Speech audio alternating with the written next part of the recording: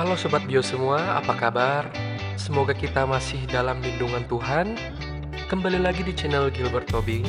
Dan kali ini adalah tema biologi dan akan membahas tentang satu topik, yaitu mekanisme pernapasan serta pertukaran oksigen karbon dioksida dalam sistem pernapasan.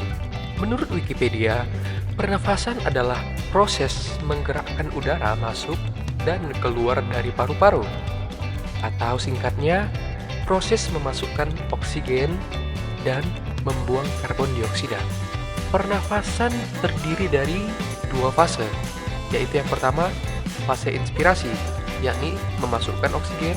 Yang kedua, fase ekspirasi, yakni mengeluarkan karbon dioksida. Selanjutnya, pernafasan dibagi menjadi dua bentuk, yakni pernapasan dada dan pernapasan diafragma atau sering disebut sebagai pernapasan perut. Yuk kita bahas satu persatu. Yang pertama, pernapasan dada. Proses inspirasi pernapasan dada diawali dengan berkontraksinya musculus intercostalis atau otot antar tulang rusuk sehingga menyebabkan terangkatnya tulang rusuk. Keadaan ini mengakibatkan rongga dada membesar dan paru-paru mengembang. Paru-paru yang mengembang menyebabkan tekanan udara rongga paru-paru menjadi lebih rendah dari tekanan udara luar. Dengan demikian, udara luar masuk ke dalam paru-paru kita.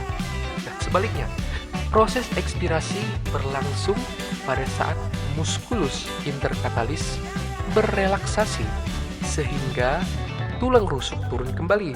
Keadaan ini mengakibatkan rongga dada menyempit dan paru-paru mengecil. Paru-paru yang mengecil menyebabkan tekanan udara dalam rongga paru-paru menjadi lebih tinggi dari tekanan udara luar, sehingga udara keluar dari paru-paru. Dan yang kedua adalah pernafasan diafragma, yaitu mekanisme proses inspirasinya demikian. Diawali dengan berkontraksinya otot diafragma, sehingga diafragma yang semula melengkung berubah menjadi datar. Kemudian diafragma yang datar tersebut mengakibatkan rongga dada dan paru-paru mengembang. Tekanan udara yang rendah dalam paru-paru menyebabkan udara dari luar masuk ke dalam paru-paru.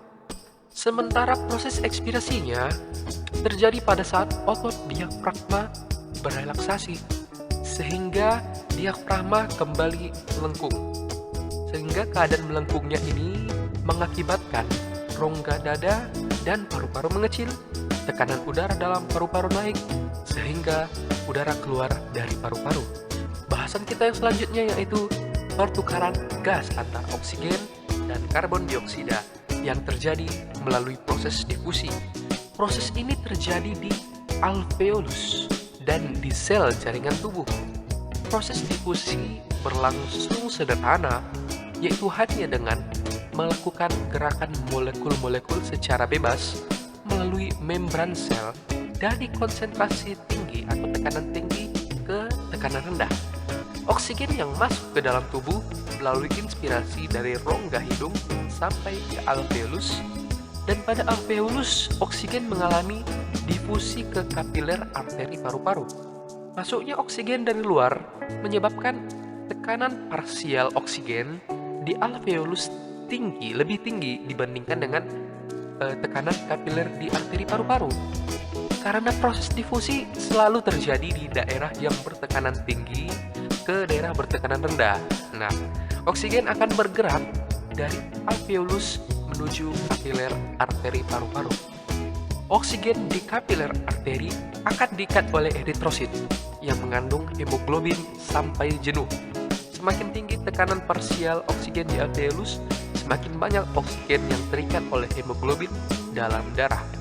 Oksigen yang berikatan dengan hemoglobin akan membentuk oksihemoglobin. Oke, demikian video kita kali ini. Semoga ini menjadi bermanfaat buat kita semua.